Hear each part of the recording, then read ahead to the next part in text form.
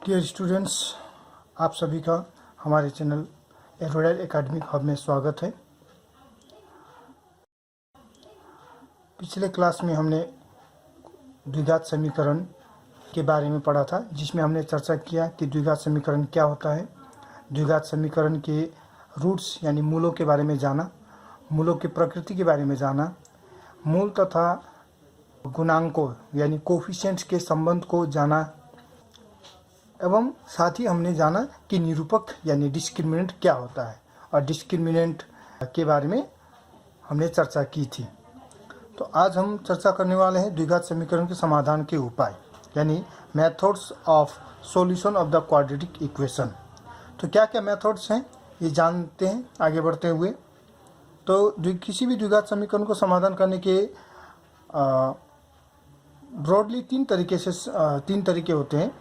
पहला है factorisation method यानी गुणनखंड विधि, दूसरा है method of completing the square पूर्ण वर्गाकार रूप में व्यक्त करने की पद्धति, और तीसरा है श्रीधर आचार्य फार्मूला यानी श्रीधर आचार्य का सूत्र।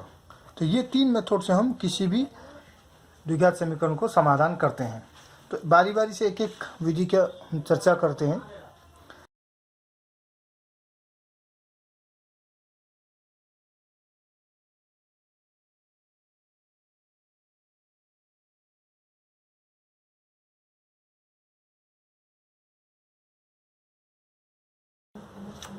फैक्टराइजेशन मेथड में क्या है, जैसे कि मैं ये कुछ एग्जांपल शो कर रहा हूँ आप लोगों को। जैसे यहाँ एक एग्जांपल्स दिया गया है x square plus 2x minus 15 is equal to 0। तो ये एक क्वाड्रेटिक इक्वेशन है, x square plus 2x minus 15 is equal to 0। This is a quadratic equation.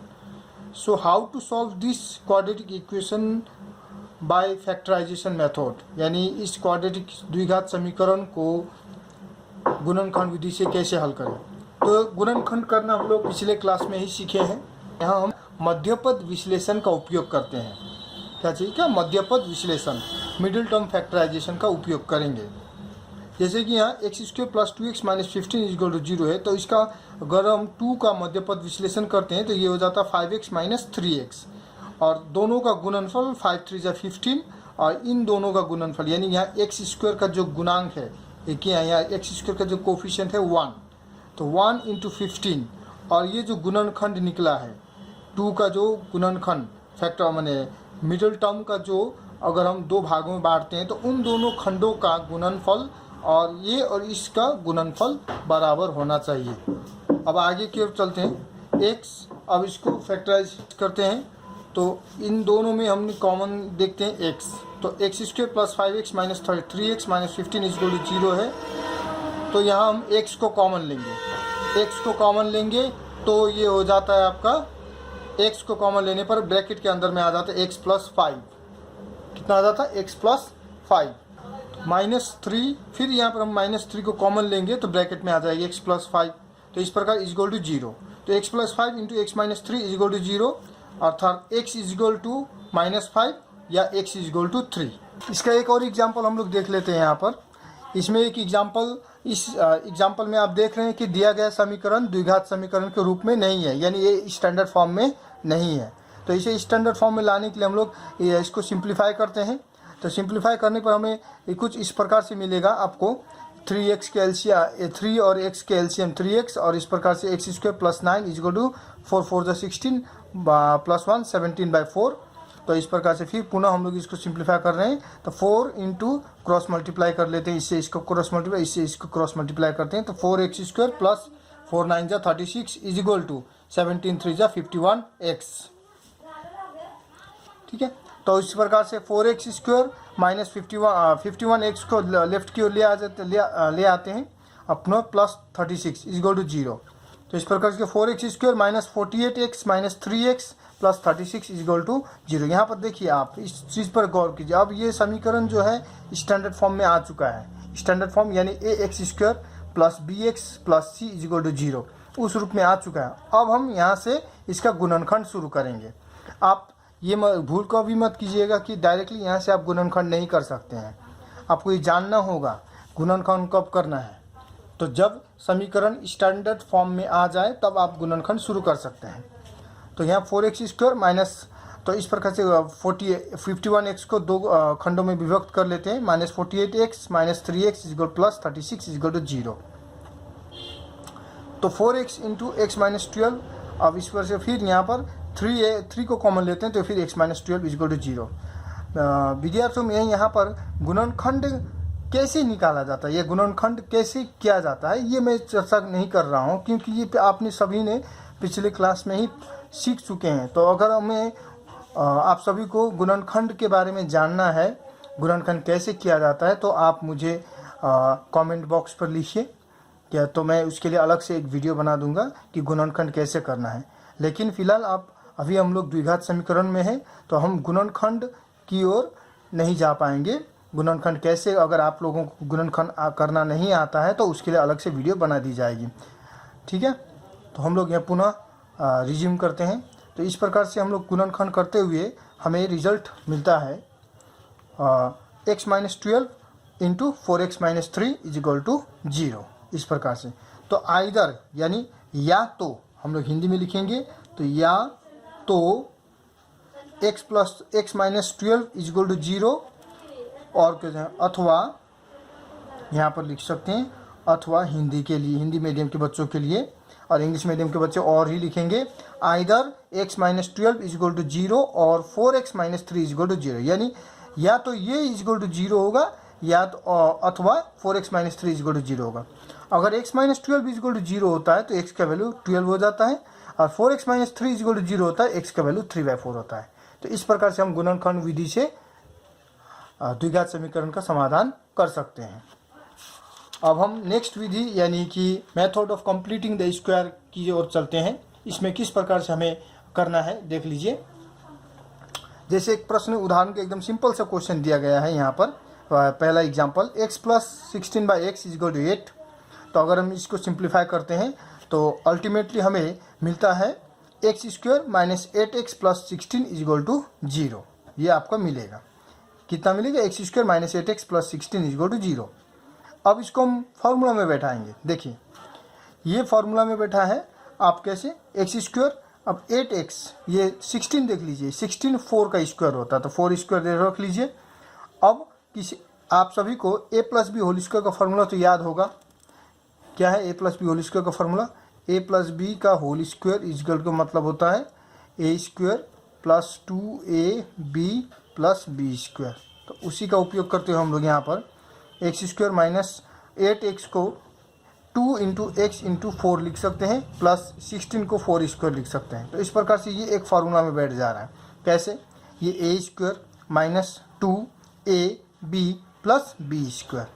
तो इस प्रकार से x minus 4 whole square is equal to 0। तो इसको पुनः हम x माइनस 4 होल स्क्वायर को लिखेंगे x minus 4 into x minus 4। Either x minus 4 is equal to 0 और फिर x minus 4 is equal to 0, क्योंकि एक ही चीज़ रिपीटेड है यहाँ पर आपको। ठीक है, तो x इज इक्वल टू 4 और x इज इक्वल टू 4। तो इस प्रकार से इस समीकरण में आप देख रहे हैं कि x के दो मान आ रहे हैं जो कि दोनों ही बराबर हैं। तो पिछले क्लास में हम लोग निरूपक के बारे में हम सभी ने यानी डिस्क्रिमिनेंट के बारे में पढ़ा था। डिस्क्रिमिनेंट का मान जब 0 हो जाता है तो किसी भी द्विघात समीकरण के दोनों मूल बराबर हो जाते हैं।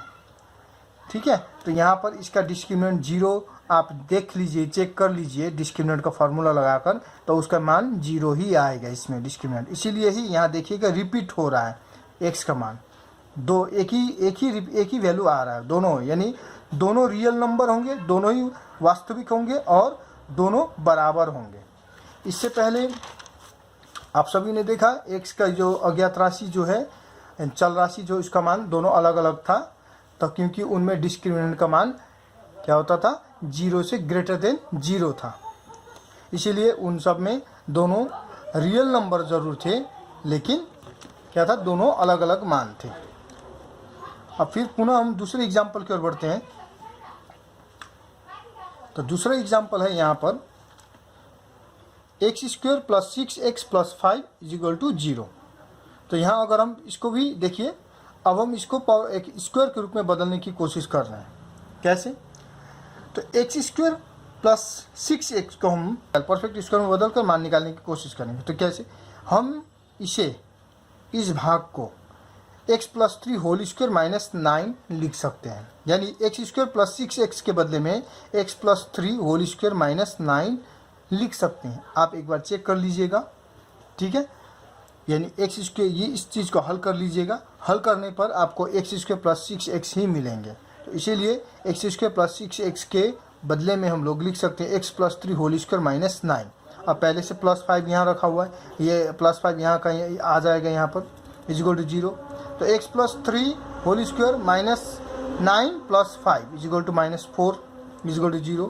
तो x plus 3 whole square is equal to 4। तो x plus 3 is equal to root over 4 और x plus 3 is equal to plus minus 2। या तो x प्लस 3 इजिकल टू 2 होगा अथवा that means x is equal to 2 minus 3 और जो कि x का मान माइनस 1 देगा, अथवा आइदर और x plus 3 is equal to minus 2 होगा। तो वैसी स्थिति में x के वैल्यू माइनस 5 आएगा। तो इस प्रकार से x के दो अलग अलग वैल्यू आ रहे हैं, आपको यहाँ दिखाई दे रहा है। x का वैल्यू क्या है, x के वैल्यू माइनस 1 और x के वैल्यू माइनस 5, ये दो वैल्यू है। इस प्रकार से हम पूर्ण वर्गाकार रूप में व्यक्त करके किसी भी द्विघात समीकरण का समाधान कर सकते हैं। अब हम तीसरी विधि यानी श्रीधर आचार्य फॉर्मूला सूत्र की ओर तरफ जाएंगे। अब हम आगे बढ़ते हुए चलते हैं तीसरी विधि यानी श्रीधर आचार्य फॉर्मूला यानी श्रीधर आचार्य के सूत्र की सहायता से द्विघात समीकरण का समाधान। हमारे भारत के एक विख्यात गणितज्ञ थे श्रीधर आचार्य। सन 750 ईस्वी में उन्होंने इस सूत्र का आविष्कार किया था। तो यह सूत्र क्या है, थोड़ा आप जान लीजिए। जब कोई द्विघात समीकरण जैसे कि ax square plus bx plus c is equal to 0, तो इस द्विघात समीकरण को हल करने के लिए श्रीधर आचार्य ने एक सूत्र दिया, x is equal to minus b plus minus under root B square minus 4ac by 2a। ये जो सूत्र है यानी किसी भी द्विघात समीकरण में चल राशि का मान निकालने का सूत्र। यानी अगर यहाँ चल राशि x है तो यहाँ x आएगा, यहाँ y है तो यहाँ y इजिकल टू होगा, यहाँ अगर z है तो यहाँ z इजिकल टू ये होगा। तो यानी ये जो चल राशि उसको मान निकालने के लिए श्रीधर आचार्य ने सन 750 ईस्वी में ये सूत्र दिया था। तो उन्हीं के नाम पर ही इस सूत्र का नाम रखा गया श्रीधर आचार्य फॉर्मूला। तो इस फॉर्मूला की सहायता से हम लोग कैसे हल करेंगे। सपोज अगर आपको दिया गया है एक प्रश्न 3x square minus 11x plus 8 is equal to 0।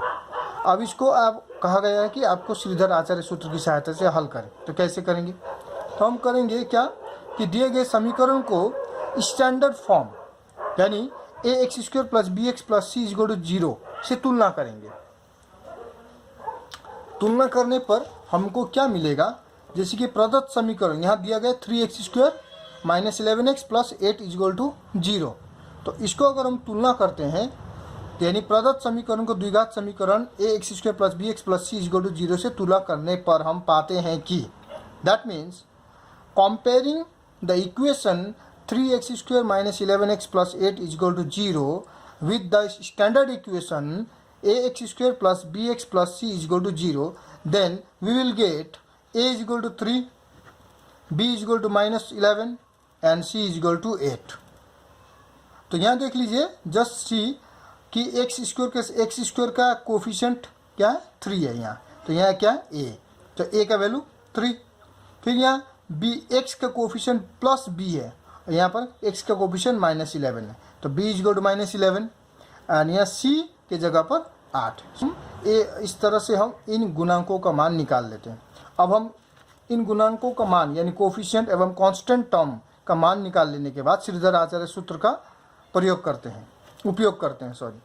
तो इस तरह से उपयोग करने पर x is equal to minus B plus minus under root B square minus 4ac by 2a लिख कर हमें उसमें a b और c का मान बैठाना है। तो a b और c का मान बैठाकर हल करने पर हमें ये ध्यान रहे बच्चों कि आप सभी को यहाँ हल करते समय बिल्कुल सावधानी से हल करना है, कोई हड़बड़ी नहीं करनी है।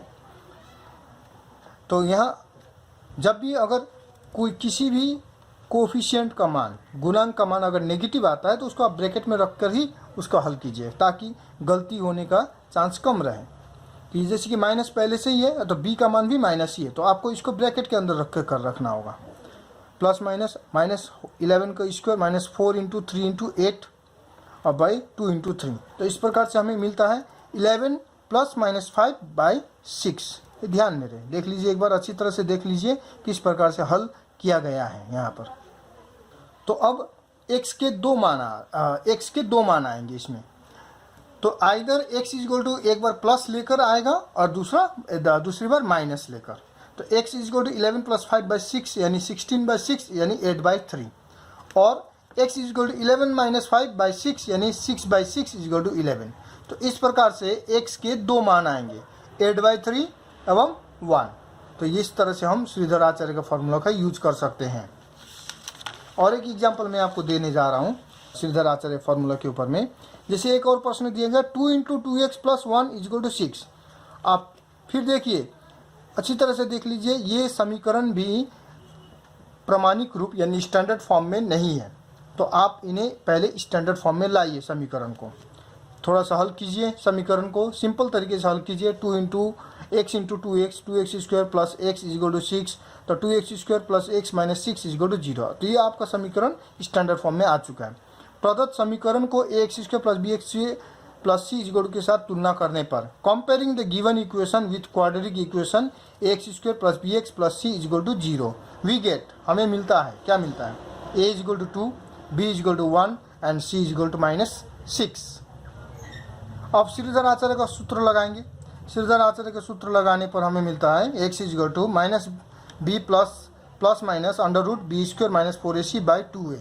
तो इस प्रकार से हम x का मान पाते हैं -1 ± 7/4।